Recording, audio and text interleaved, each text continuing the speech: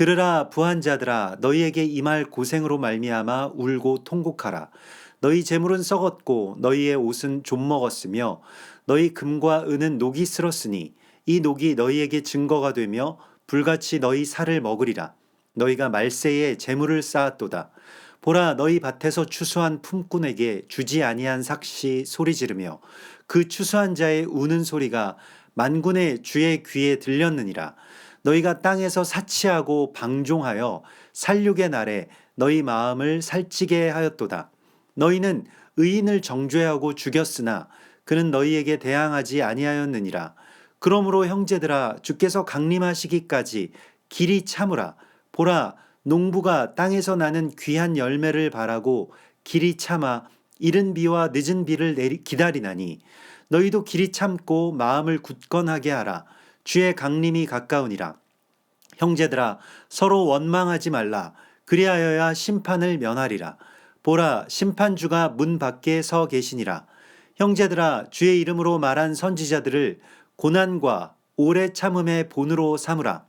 보라 인내하는 자를 우리가 복되다 하나니 너희가 욥의 인내를 들었고 주께서 주신 결말을 보았거니와 주는 가장 자비하시고 긍휼히 여기시는 이시니라. 내 형제들아 무엇보다도 맹세하지 말지니 하늘로나 땅으로나 아무 다른 것으로도 맹세하지 말고 오직 너희가 그렇다고 생각하는 것은 그렇다 하고 아니라고 생각하는 것은 아니라 하여 정죄 받음을 면하라.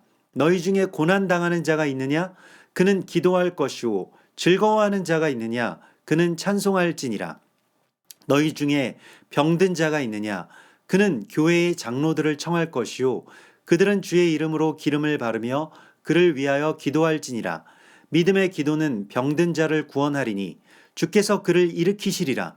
혹시 죄를 범하였을지라도 사하심을 받으리라. 그러므로 너희 죄를 서로 고백하며 병이 낫기를 위하여 서로 기도하라. 의인의 간구는 역사하는 힘이 큼이니라. 엘리야는 우리와 성정이 같은 사람이로되 그가 비가 오지 않기를 간절히 기도한즉 3년 6개월 동안 땅에 비가 오지 아니하고 다시 기도하니 하늘이 비를 주고 땅이 열매를 맺었느니라. 내 형제들아 너희 중에 미혹되어 진리를 떠난 자를 누가 돌아서게 하면 너희가 알 것은 죄인을 미혹된 길에서 돌아서게 하는 자가 그의 영혼을 사망에서 구원할 것이며 허다한 죄를 덮을 것임이라. 예수아께는 친형제임에도 불구하고 예수아의 종을 자처하면서 예수아의 그 남은 사역을 도운 그러한 그 친형제가 있었습니다. 그 중에 두 형제가 바로 큰 동생인 야고보와 또 작은 동생인 유다가 있었습니다. 그래서 우리가 아는 오늘 본문인 이 야고보서의 저자가 바로 예수아의 친형제, 친동생인 것이죠. 그러니까 야곱과 유다라고 하는 이 두 형제가 예수아의 친형제들로서 예수아를 돕는다라고 하는 것은 하나님의 정교한 그러한 그 구원의 섭리를 또한 그렇게 드러내고 있다고 볼 수가 있겠습니다. 그 형제 사랑이라고 하는 것이 하나님의 나라를 여는 열쇠이자 완성하는 것이 되기 때문입니다. 그래서 우리가 원유맨의 가장 마지막 그 완성의 단계에 형제 사랑이 있습니다. 에덴에서 선악과를 먹고 쫓겨난 인간이 이 가인과 아벨의 이야기부터 제 형제 살해의 저주에 걸리게 됩니다. 근데 그것에서 다시 벗어나서 하나님의 나라로 들어가는 것이 원유맨이죠. 그래서 마지막 때가 되면 이 형제 사랑이라고 하는 것이 가장 중요한 종말론의 그 성취가 됩니다. 그래서 요한계시록에서도 그 7개 교회가 대부분은 다 책망을 받았는데요. 그런데 칭찬만 받은 교회가 있죠. 바로 빌라델비아 교회입니다. 빌라델비아는 이 필라델피아 이렇게 해서 그 필로스와 아델포스가 합쳐진 그러한 이름인데요. 지명이기도 하면서도 형제를 사랑한다라고 하는 그런 뜻입니다. 형제 사랑. 이게 바로 빌라델비아 교회의 이름이죠. 그래서 형제가 사랑하고 연합하는 것, 그것이 바로 원유맨이고 또 영생으로 들어가는 열쇠라고 하는 것을 성경은 우리에게 말씀을 하시고 있습니다. 그래서 이게 형제가 서로 연합하기 위해서는 야고보나 유다처럼 스스로를 아주 굉장히 낮추는 것이 필요합니다. 우리가 형제가 되면 아무리 동생이라도 형에 대해서 그렇게 막 존귀하게 높이거나 자기 스스로를 이렇게 낮추려고 하지 않죠. 근데 예수와께는 스스로를 아주 종이라고 낮추어서 칭했던 두 형제가 있었습니다. 예수와 그리스도의 종 야고보는 이렇게 야고보서 1장 1절은 그렇게 시작하고요. 유다서도 예수 그리스도의 종이요 야고보의 형제인 유다는 이렇게 시작을 합니다. 그래서 자신들을 동생이라고 이야기를 하기보다는 종이라고 이렇게 표현을 하고 있습니다. 자기 자신을 낮출 때에 이런 형제의 연합이 일어나는 것입니다. 아마도 많은 분들이 이 야고보가 예수와의 친형제인 줄을 모르셨던 분들도 많으실 겁니다. 그냥 어떤 그 사도 가운데 한 분이 아니셨을까? 제자 가운데도 이제 야고보가 있기 때문에요. 근데 그만큼 잘 알려지지 않았고 카톨릭에서는 조금 의도적으로 이 야고보에 대해서 좀 그 조명을 껐던 게 사실입니다. 이 카톨릭에서는 마리아가 이제 이 예수와 한 분을 동정녀로서 낳은 이후에 평생을 수절하면서 지냈다. 그래서 그 마리아가 평생 동정녀였음을 그렇게 그 주장하고 신성시하기 위해서 그런 포장을 입혔는데요. 근데 예수와의 친형제가 있다. 그 친형제가 또 야고보와 유다라고 하는 그 형제들이 있다라고 하는 것은 나중에 뭐 배다른 형제들을 그 요셉이 낳았다. 뭐 이런 식으로 이제 이야기를 하곤 합니다. 좀 잘못된 어떤 성경에 대한 그 해석이고 왜곡이죠. 이 야고보는 그냥 야고보로 이렇게 불리지 않고 이 야콥 하짜딕이라고 해서 의로운 자 야곱으로 불렸습니다. 이 야고보는 낙타 무릎이라고 하는 별명을 갖고 있었습니다. 하도 기도와 금식을 많이 해서요. 그 무릎이 펴진 것을 이 보기가 더 어려웠다고 하죠. 항상 무릎을 꿇고 기도하는 그러한 분이셨고요.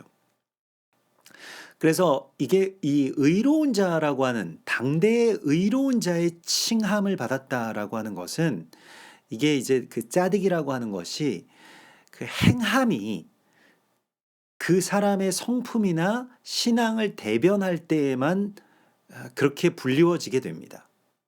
히브리인들에게 있어서 이 짜딕, 의롭다라고 하는 이 공의라고 하는 것은 부족한 것을 완전하게 채워주는 것이라는 그러한 개념을 갖고 있습니다. 그래서 단순히 그냥 그는 의로운 자이다라고 이렇게 뭐 어떤 그 뭉뚱그려지는 개념이 아니라 그 행함이 그의 모든 어떤 신념이나 또 믿음을 대변하고 있다라고 하는 것이죠. 그래서 어떤 사람의 어떤 가난함이라든가 또 병들미라든가 이런 것에 대해서 이게 하나님의 어떤 실수라든지 혹은 죄에 대한 하나님의 심판의 결과라는 것이 아니고 그러한 질문 앞에서 하나님께서 살아서 역사하시는 실제의 통로가 되어서 그 부족함을 채워주는 일을 짜딕이라고 했다는 것입니다. 그것을 의라고 했다는 것입니다. 그래서 이게 그 부족하고 또 연약한 것을 완전하게 하는 자가 의로운 자입니다. 야고보서를 관통하는 키워드가 하나가 있는데요. 그것은 완전함, 온전함이라고 번역된 말입니다. 그게 이제 헬라 말로는 텔레이오스라고 하고요. 히브리 말로는 타밈이라고 하는데 이게 이 온전하다라고 하는 말이 야고보서에 7번 나옵니다. 그래서 이 타밈이라고 하는 것은 뭐 히브리어에서는 흠이 없다라고 하는 그런 뜻이고요. 헬라어로 텔레이오스라고 하는 것은 완전하다라고 하는 뜻인데 근데 이게 원래는 완전한 것이 아닌데 무언가 노동을 통해서 다 완납했다, 완전히 다 갚았다, 완불했다라고 하는 그런 뜻을 갖고 있다는 것입니다. 그래서 이 완전케 한다라고 하는 것이 무엇이냐면, 이게 원래 뭔가 좀 부족한데 여기서 그 부족한 부분을 내가 열심히 헌신해서 채워 넣는다는 것을 의미합니다. 그래서 이 야고보서에서 온전하게 하다, 완전하게 하다라고 하는 것은 무엇을 통해서 우리가 그것을 완전하게 해야 될 사명이 있다는 거예요. 그 완전함은 그냥 이루어지는 게 아니라는 것입니다. 그래서 뭔가가 좀 부족한데 요걸로 완전케 한다, 뭐 이런 뜻이 됩니다. 그래서 첫 번째로 무엇으로 오늘 완전케 하느냐, 5가지를 들 수가 있겠는데요. 고난으로 완전케 된다는 것입니다. 그래서 역설적으로 사람을 완전하게 하는 것은 고난이라는 것이죠.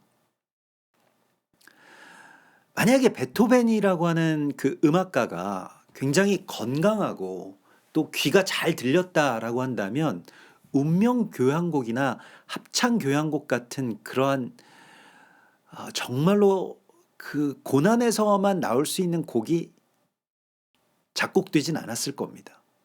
그냥 좀 더 다른 어떤 낭만적이고 또 평안한 그런 음악들이 나왔겠죠. 그런데 베토벤에게는 그런 고난이 있었기 때문에 그런 정말로 완전한 그 교향곡이 나올 수 있었을 것입니다. 만약에 예수 그리스도께 십자가의 고난이 없다라고 한다면, 그냥 능력과 기적만 있었다라고 한다면요, 뭐 나뭇잎으로 압록강을 건너고 까마귀 떼가 다리를 만들고 뭐 그런 어떤 영웅은 될 수 있을지 몰라도, 그것도 뭐 아주 그런 뭐 허구죠. 그런데 그런 압도적인 능력과 기적을 행하는 그러한 영웅은 될 수 있어도 인류를 구원하는 메시아가 될 수는 없었을 것입니다. 고난이 그 모든 것을 완전케 한다는 것이죠. 그래서 첫 번째는 고난이고요. 또 두 번째, 이 완전하게 하기 위해서 필요한 것은 그 고난과 연결된 것입니다마는 인내입니다. 그래서 야고보서 1장 4절에 보면 인내를 온전히 이루라. 이는 너희로 온전하고 구비하여 조금도 부족함이 없게 하려 함이라. 그래서 고난이 있고 그 다음에 이제 인내를 온전하게 이루라고 말씀을 하고 있는데요. 이 인내는 좀 힘든 일을 그냥 견디는 것만이 아닙니다. 뭐 힘든 일을 견디는 것은 맞는데, 그런데 막 어려워하면서 고통스러워하면서 견디는 게 아니라, 이게 인내라고 하는 것을 이제 헬라말로 휘포모네라고 하는데요. 휘포모네는 즐겁다는 뜻을 갖고 있습니다. 그래서 괴롭게 견디는 거는 인내가 아닙니다. 그리고 온전하게 하는 인내가 아니고요. 온전케 하는 인내는 즐거움을 그 안에 갖고 있어야 됩니다. 그래서 즐거움과 희망을 그 안에서 발견하고 또 그 안에서 찾아내는 것을 말합니다. 예레미야 애가 3장에 보면 이 폐허가 된 그 잿더미 위에서 예레미야 선지자가 계속 울다가 어느 날 이렇게 기도를 하죠. 내 고초와 재난, 곧 쑥과 담즙을 기억하소서. 내 마음이 그것을 기억하고 내가 낙심이 되오나 이것들이 아침마다 새로우니 주의 성실하심이 크시도소이다. 그 안에서 어떤 희망을 발견해요. 즐거움을 발견했다는 것입니다. 히브리서 12장 2절에서도 믿음의 주요 또 온전케 하시는 이인 주 예수와를 바라보자. 그는 그 앞에 있는 즐거움을 위하여 십자가를 참으사 부끄러움을 개의치 아니하시더니 하나님 보좌 우편에 앉으셨느니라. 그래서 고난이라고 하는 것을 그냥 고난으로 견디는 것이 아니라 그 안에서 즐거움을 찾아내는 인내, 이것으로 온전함을 이루라고 말씀을 하시고 있습니다. 마지막 때에는요, 또 환난의 때가 될수록 우리에게 필요한 것은 이 즐거움을 찾는 것이 정말로 필요합니다. 또 세 번째로 우리가 완전하게 하는 것이 무엇이냐 하면 야고보서 1장 17절에 보면 온갖 좋은 은사와 온전한 선물이 다 위로부터 빛들의 아버지께로부터 내려오나니 그는 변함도 없으시고 회전하는 그림자도 없으시니라. 그래서 완전한 선물, 이 완전한 것이 어디에서부터 주어지느냐? 위로부터 내려온다는 것입니다. 그래서 위로부터 무엇이 내려오는 것이냐면 말씀이 내려온다라는 것입니다. 그래서 1장 21절에 보면 모든 더러운 것과 넘치는 악을 내버리고 너희 영혼을 능히 구원할 바 마음에 심어진 말씀을 온유함으로 받으라. 또 25절에 보면 자유롭게 하는 온전한 율법을 들여다보고 그것을 실천하는 자가 온전케 하는 자이다. 이 사람은 그 행하는 일에 복을 받으리라. 이렇게 말씀을 하시고 있습니다. 그래서 위로부터 내려오는 선물을 통해서 완전케 된다는 것입니다. 그것이 바로 말씀이죠. 또 네 번째로는 야고보서 2장 22절에 내가 보거니와 믿음이 그의 행함과 함께 일하고 행함으로 믿음이 온전하게 되었느니라. 그래서 믿음이라고 하는 것과 행함이라고 하는 것이 서로 어떤 충돌하는 그런 그 상충되는 적이 아니라 동역하는 형제라는 겁니다. 그래서 믿음과 행함이 서로 동역하는 것이고요. 또 구약과 신약이 그렇게 서로 동역하고 있죠. 또 은혜와 율법이 서로 상충되는 개념이 아니라 서로 동역합니다. 그리고 이스라엘과 이방의 교회가 또 서로 동역합니다. 그래서 우리가 이 바울 서신에 오직 믿음으로만 구원을 받는다. 의인은 믿음으로만 구원을 받는다라고 하는 그 개념에 그 오해가 좀 있습니다. 이게 그 갈라디아서 3장에 나오죠. 갈라디아서 3장 2절에 보면 내가 너희에게서 다만 이것을 알려 하노니 너희가 성령을 받은 것이 율법의 행위로냐 혹은 듣고 믿음으로냐 아브라함이 하나님을 믿음에 그것을 그에게 의로 정하셨다함과 같으니라. 자, 여기까지만 보면요. 행위는 필요 없고 이제 율법의 행위가 아니라 믿음만 가지고도 우리가 의롭게 여김을 받을 수 있다. 이렇게 볼 수 있는 어떤 여지가 있죠. 그런데 이 말씀의 맥락이 굉장히 중요한데 그 다음 절의 말씀을 보면요. 그런즉 믿음으로 말미암은 자들은 아브라함의 자손인 줄 알지어다. 여기서 믿음으로 말미암은 자들은 누구냐면요.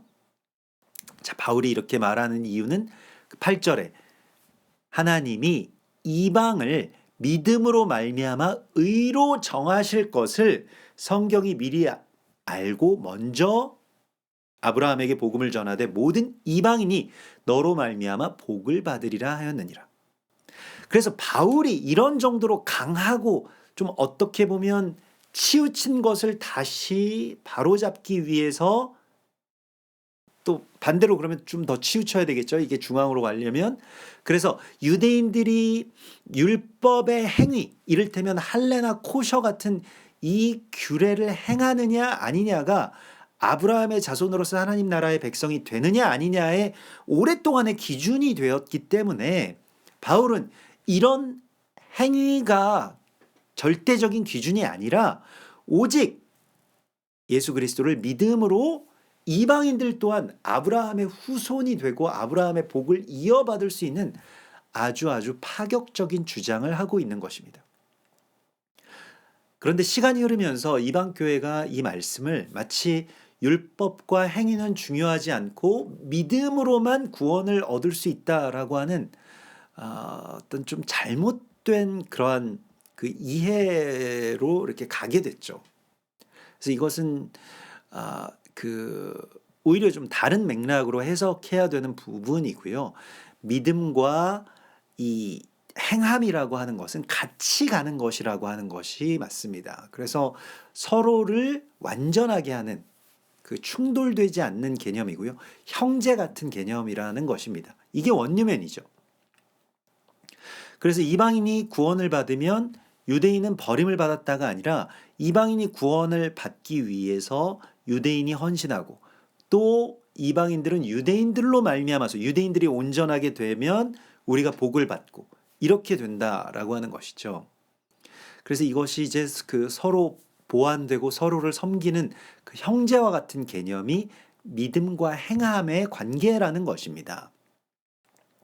그리고 완전하게 하는 것, 이 야고보서에서 이 완전케 하는 것의 다섯 번째는요, 마지막이죠. 이게 그 말입니다.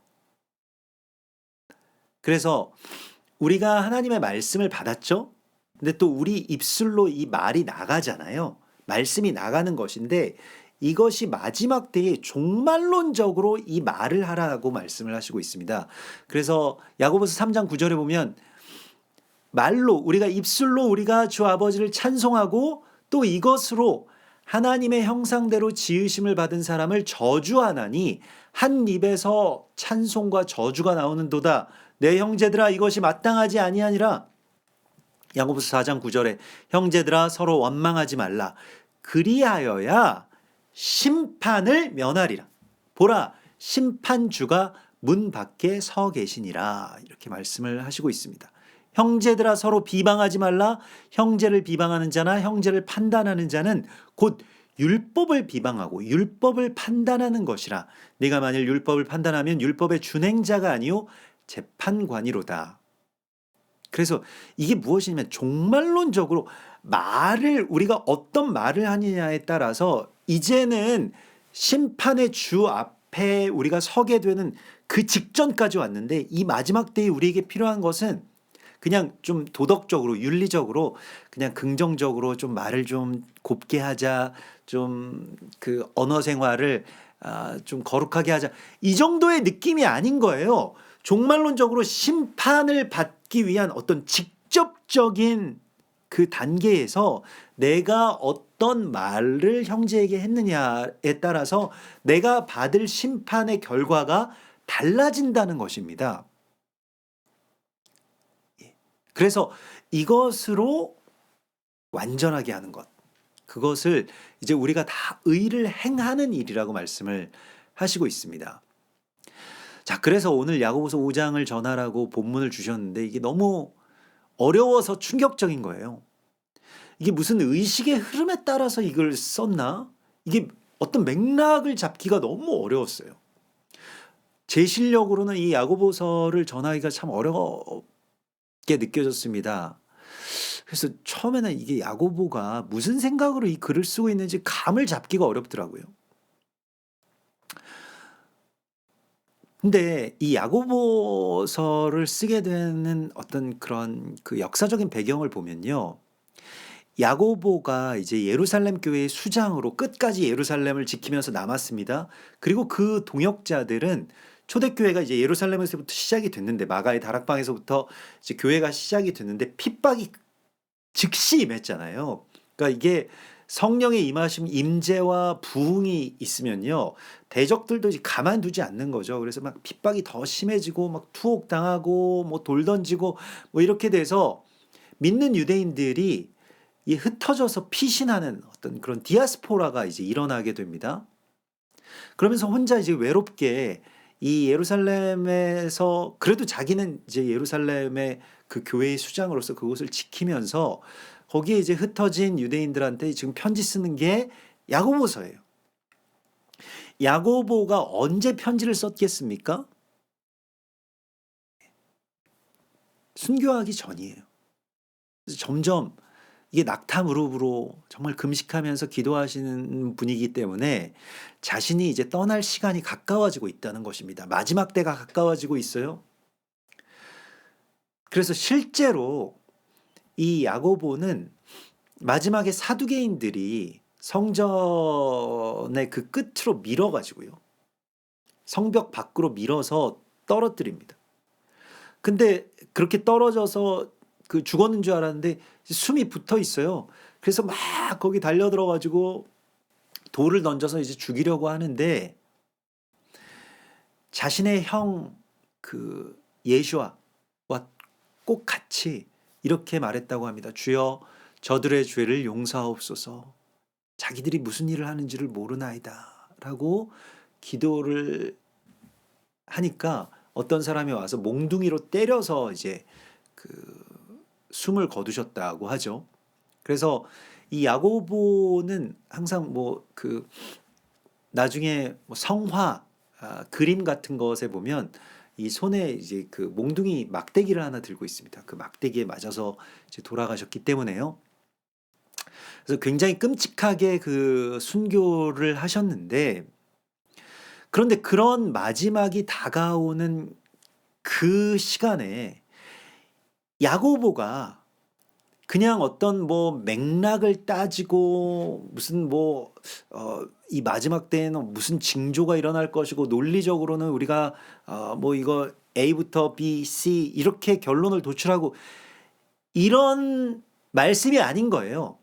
이거는요, 야고보서는요, 야고보 사도의 다잉 메시지 같은 겁니다. 다잉 메시지 아시죠? 어떤 이 긴박한 상황 가운데서 자신이 죽어가면서 살아남은 자에게 어떤 메시지를 전하는 거예요. 한 손으로, 정말 피 묻은 손으로 죽어가면서 꼭 이것만, 이게 있어야 더 이상의 어떠한 이런 무고한 희생이나 또 이러한 불합리한 일들이 벌어지지 않는다라고 해서 죽으면서까지 뭔가를 꼭 쥐고 죽은 거예요. 그래서 이건 논리와 맥락의 문제가 아니고요. 지금 당장 바로 눈앞에 하나님의 심판대가 있고 그 앞에 우리가 서게 될 건데, 이 말세에 정말 진짜 종말론이라는 것입니다.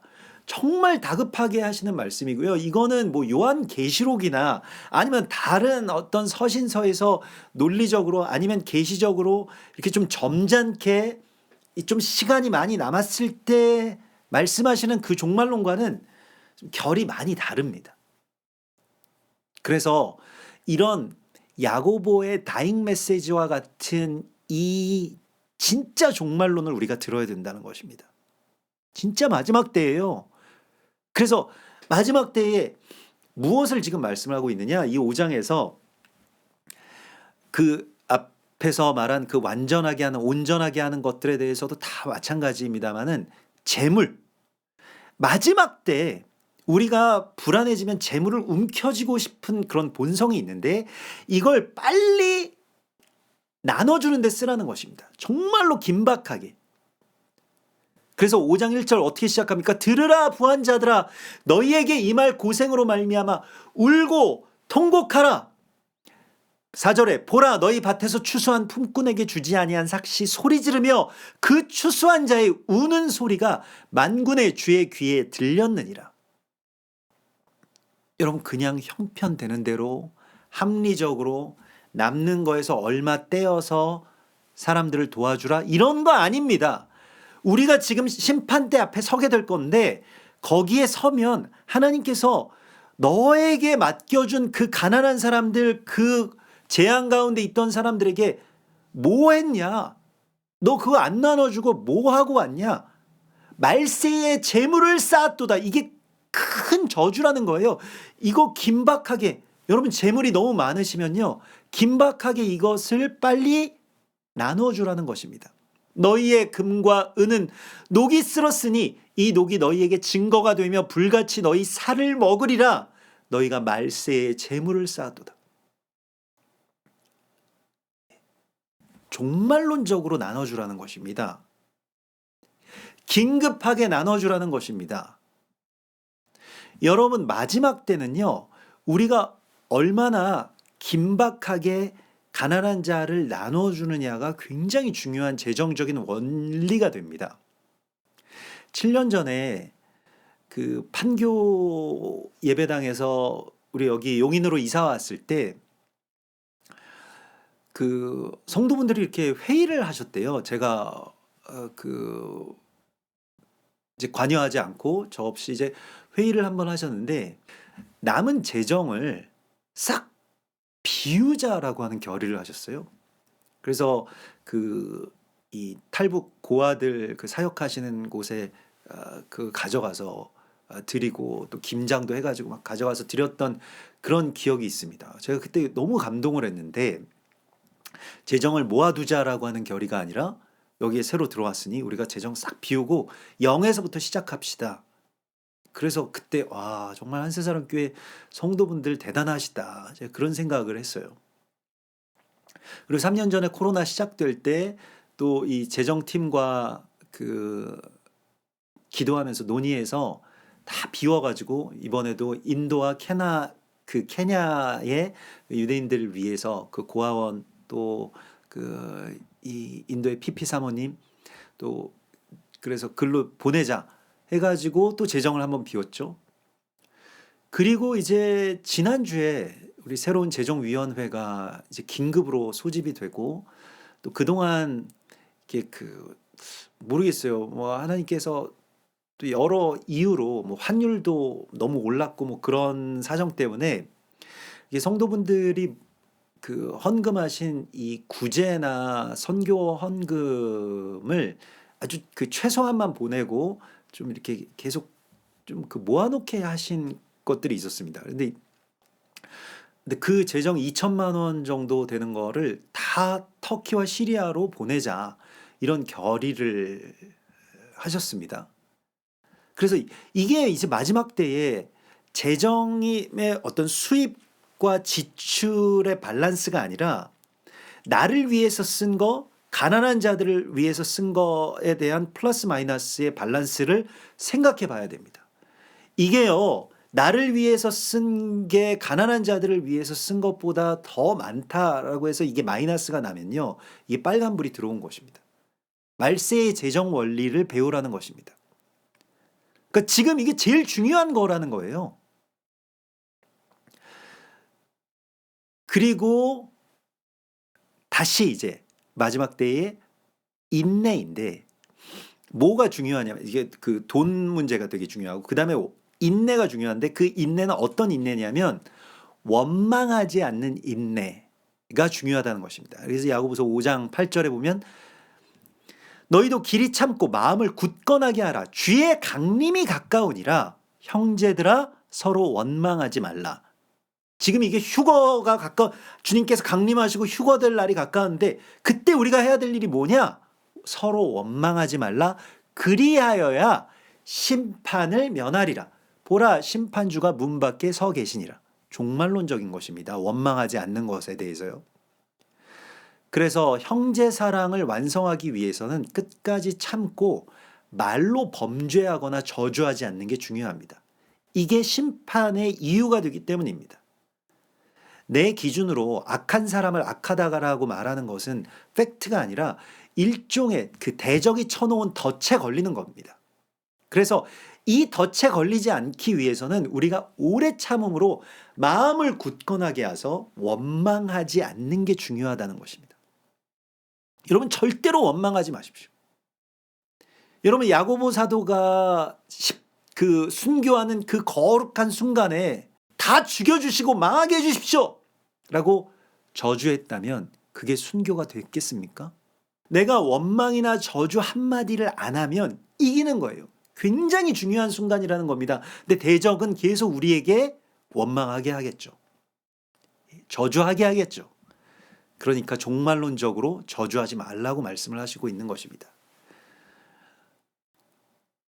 그리고 마지막으로는요, 서로 도우라는 것입니다. 그러니까 이게 혼자서 마지막 때를 인내하고 돕고 이겨내고 이런 거 아니고 서로 어떻게든 한 사람이라도 도우라는 겁니다. 혼자서 이겨내려고 하지 말고요. 그래서 14절에 보면 너희 중에 병든 자가 있느냐?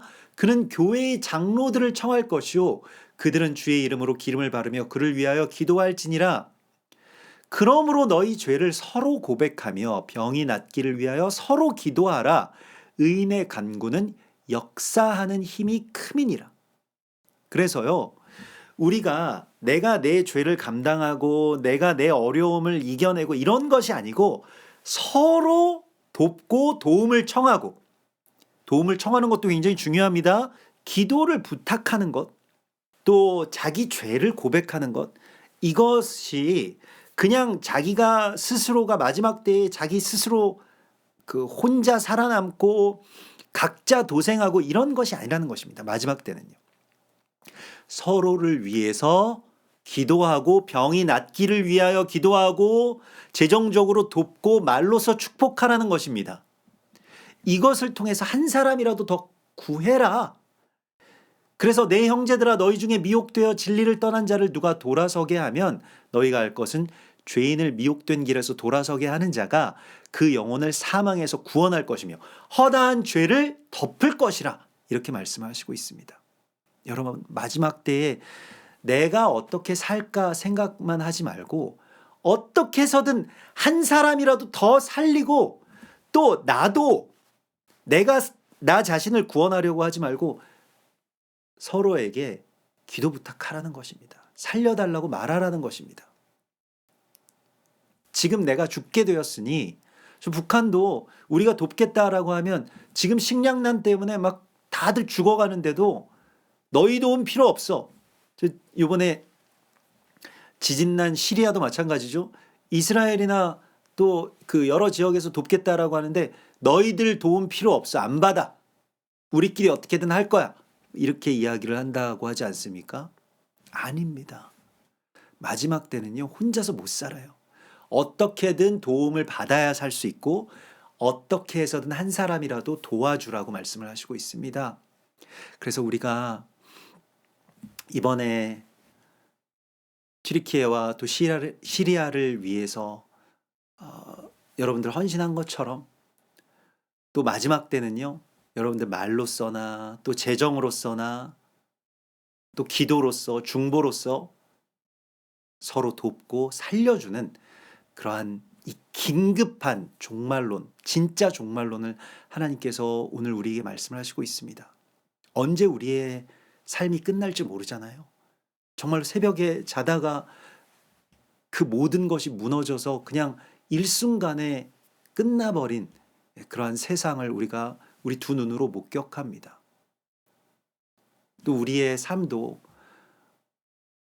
오늘 어떻게 될지, 내일 어떻게 될지 알지 못하는 이 시간 속에서 종말의 그 시간이 점점 가까워지고 있을 때에 우리가 막 여유를 가지고 내가 생각해보고 기도해보고 이런 것이 아니라 정말 긴박하게 나의 재정과 나의 말과 또 나의 도움이 이 마지막 때에 한 사람이라도 살릴 수 있는 그런 귀한 역사가 이루어지기를 주님의 이름으로 소망합니다. 같이 기도하겠습니다. 주여, 감사합니다. 우리 마지막 때에 주님께서 주신 큰 은혜, 또 그 놀라운 부르심 가운데 우리도 완전하게 하는 자가 되게 하여 주시옵소서. 우리도 당대의 의인으로서 살게 하여 주시고, 우리의 모든 헌신과 또 섬김과 기도와 축복과 찬송을 통해서 그 부족한 것들을 채우는 그런 완전케 하는 자들이 되게 하여 주시옵소서. 주님, 튀르키예와 시리아의 그 지진 피해 지역을 위하여서 기도합니다. 그곳에 남은 자들 주님께서 지켜주시고, 또 그 슬픔과 트라우마에서 거룩하신 생명의, 부활의 생명을 알게 하여 주시고 부활의 주님을 만나게 하여 주시옵소서. 사역하시는 모든 선교사님들과 또 구호팀과 함께 하여 주시고 역사하여 주실 줄을 믿습니다. 주께서 우리 그러한 큰 승리를 주실 줄을 믿사오며, 이제는 우리 주 예수와 메시아의 구속의 은혜와 아버지 하나님의 크신 사랑하심과 성령님의 교통하심이 주의 거룩한 부르심 가운데 응답할 우리 교회와 또 한국 교회 위에, 그리고 온 열방과 저 이스라엘 땅 가운데 이제로부터 영원까지 함께 계실지어다. 아멘.